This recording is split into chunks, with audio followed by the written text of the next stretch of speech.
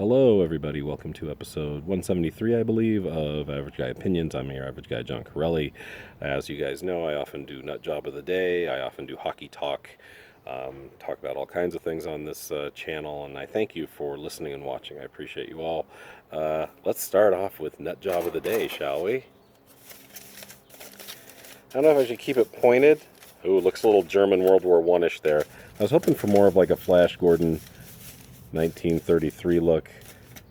Yeah, Nut Job of the Day. New York Islanders fans, you embarrassed me.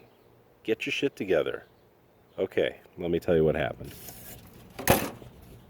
Kind of embarrassed to wear this, to be honest. Okay, so for any of you who are following the hockey playoffs, last night they won. It was a great game. New York Islanders won in overtime, 3-2.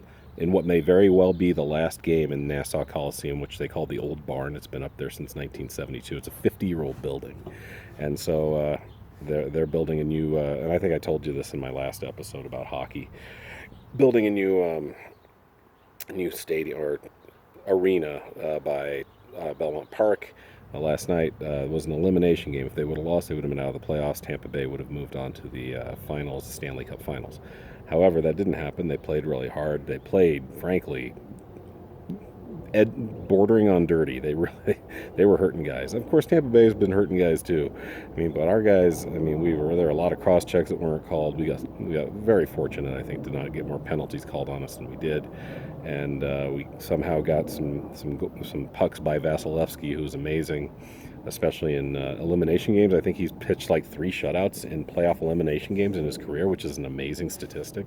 But they put shots exactly where they needed to be. I mean, these shots, no goalie could have gotten to these. All 3 of them were quality goals, especially Scott Mayfield's, which was amazing. Anyway, so the game was great. But for those of you who saw, and I'm sure it's going to be on the news a lot today, the Islanders fans lost their shit at the end. After it was only in overtime for 68 seconds, 1 minute 8 seconds, and Anthony Beauvillier scored on a really a great individual effort play where he intercepted a pass probably about 20 feet in front of the Tampa Bay net and just put it top shelf on Vasilevsky. Never had a shot, never even had a chance really to react very much to it. So mayhem ensues, as it should. This may be the last game. I get that, but people, you're not Raiders fans. It's just embarrassing. People started throwing, and these are not small beers. They're the beers they sell. You know, we bitch about them because they're often $10 or $12 for a beer at a sporting event. These were 24-ounce beers, still in the can, barely drank because overtime had just started. So I got to ask Nassau Coliseum, what the hell are you doing selling beers after regulation? You shouldn't be selling any beers after second period, really. Hey, you don't get your beers, sorry, you're out beers. Secondly, can't you pour that into a plastic cup? Just do a 12-ounce or 16-ounce, pour it in a plastic cup, put a lid on it for these drunks, these idiots, and just let's do it smarter. And I don't know if Nassau, like I say, and I can blame Nassau Coliseum for all of this. I do believe in individual responsibility. Besides being, despite being a left-wing liberal, I really am a big believer in individual responsibility. You shouldn't be throwing fucking half full to 3/4 full. You could tell by the way they were flying, and they were throwing them at the players. It's like, this isn't in Tampa Bay.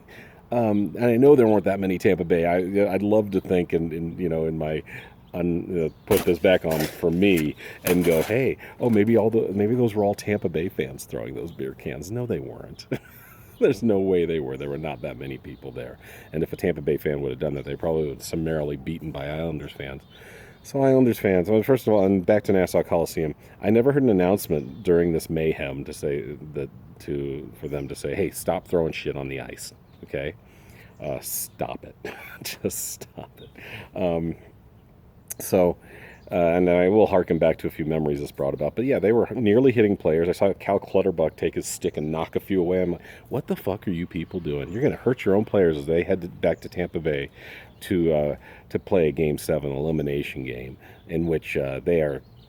I will say that right now they look like the team with more energy and they got a little youth on their side, but let's be honest, Tampa Bay is a very, very good team. Not only did they win the Cup last year, the year before that they lost to the eventual Cup winners, the Washington Capitals.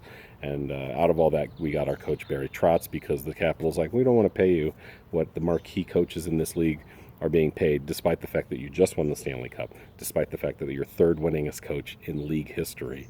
And the Islanders are like, we'll take that guy. We're starting to spend money again, unlike we did in the 90s and early 2000s. We'll take one of the best coaches in the history of the game. And he has got this team playing hard. He's got them playing tough. He's got them frustrating a much more talented team. And here we go. It's Game 7. It's anybody's series now. So, shame on you, New York Islanders fans. I want this to go viral because, guys, you could do fucking better. I've seen the best out of these fans. I've seen them. These are fans that memorized Ilya Sorokin's Russian team's serenade. Who does that? You can hear. Watch the games. If there are more games at the Coliseum, and watch them.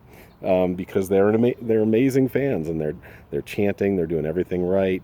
I wasn't thrilled with "fuck you, Stamkos" when he got his nose split open by Scott Mayfield on another couple of cross checks that weren't called at the end of the second period. And I think it was second, maybe the first, but yeah, you're telling that guy to fuck off because he just got his nose split open and complained to the refs about it that it wasn't called. Come on, guys, show a little class. You showed a lot of it and a lot of times in this series, but come on, we can do better than telling guys to fuck you on national television, and certainly do better than throwing full-ass, expensive beers at our players. What are you doing? I can even understand, hey, you lob one onto the ice. It may be the last time we ever get this chance in this building. I mean, especially if you're a betting man, I wouldn't bet on Tampa Bay losing this next game, but, we're fans. So I'm picking them to win. I'm picking these guys to win. If you lob a beer, lob it where the players aren't. Come on, guys. You're not that drunk. You're not that stupid. Do better. Let's prove we belong in the finals. Okay, fans? Come on. That reminded me of a couple things that were kind of funny. One, I'll harken back to football. This is back in the 90s, I think. It was in Cincinnati, and the fans were throwing a bunch of shit on the field. I don't know if it was a bad call. I can't remember but the game had to be stopped. I'm guessing it was in response to a bad call by one of the refs. And Sam Weish actually got on a microphone on the field and said, "Hey, cut it out.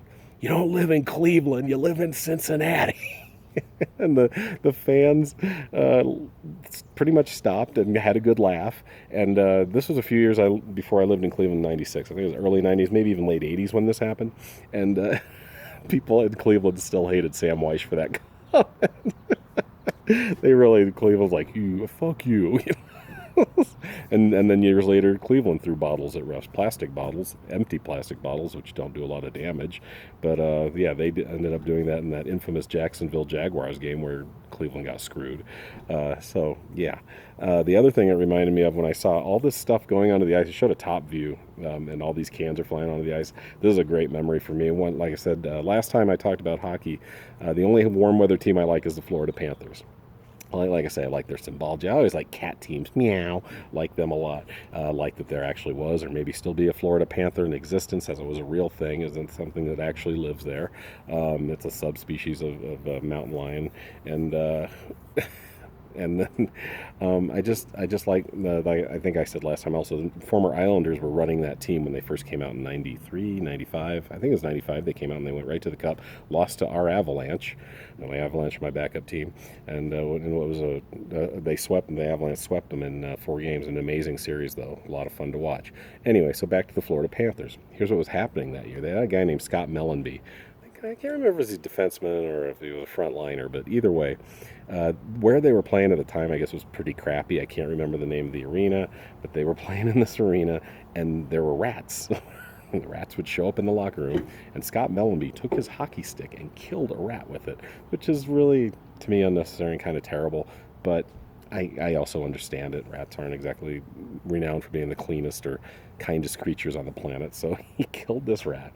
Everybody found out about it, and they would sell plastic rats at the games, and when, especially if Mellanby scored, the rats would really come flying out, but generally, when someone would score, the rats would they showed a top view, and it was insane. It's just like the goal scores, and just the ice turns black with just rats coming in, just flying in. And that was their thing that they did. I don't know how many years they did that. I'm sure eventually they had to stop it because people were probably getting hit in the back of the head with plastic rats. But that was a thing that happened, and one of my favorite hockey memories that came about from last night's New York Islander debacle. So yeah, don't throw rats, don't throw anything on the playing surface. Just let them play, drink your beer because it's very expensive, and don't throw anything. Just be cool, all right? So that's I'm gonna impart my lesson to you. Still, I'm going to say, despite being embarrassed of my fellow fans, go Islanders. See you tomorrow night for Game 7 in Tampa Bay. Bye.